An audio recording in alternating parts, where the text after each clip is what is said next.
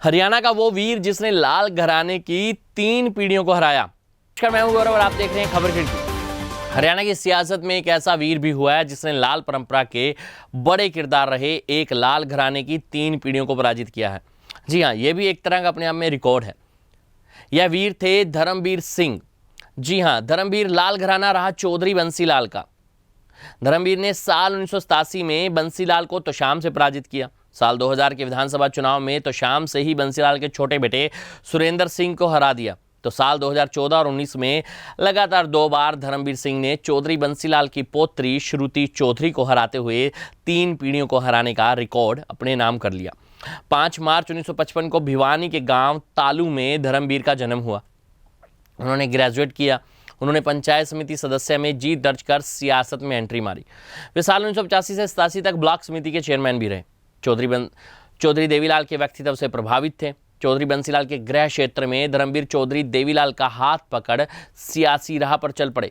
साल 1987 में विधानसभा के चुनाव हुए। पूरे हरियाणा में देवीलाल की लहर थी। चौधरी देवीलाल ने तोशाम विधानसभा क्षेत्र से धर्मवीर सिंह को टिकट दे दिया। तोशाम बंसीलाल का भेद दुर्ग था। वे यहां से लगातार चुनाव जीत चुके थे। चौधरी बंसीलाल 3 बार हरियाणा के मुख्यमंत्री रह चुके थे। ऐसे में उनके सामने 31 साल के धर्मवीर सिंह को चुनावी दंगल में उतारने पर लोकदल के बड़े नेताओं के अलावा खुद चौधरी बंसीलाल और सियासी पंडित भी हैरान थे। पर देवीलाल भी दूरदर्शी नेता थे। उनके बारे में मानना था कि वे किसी भी आम बंदे को नेता बना देते थे।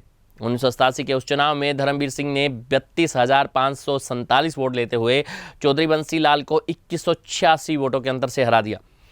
चौधरी बंसीलाल जैसे कद्दावर नेता को हराने वाले धर्मवीर सिंह को चौधरी देवीलाल ने अपनी कैबिनेट में मंत्री बनाया। इसके बाद वर्ष 2000 का विधानसभा का चुनाव हुआ।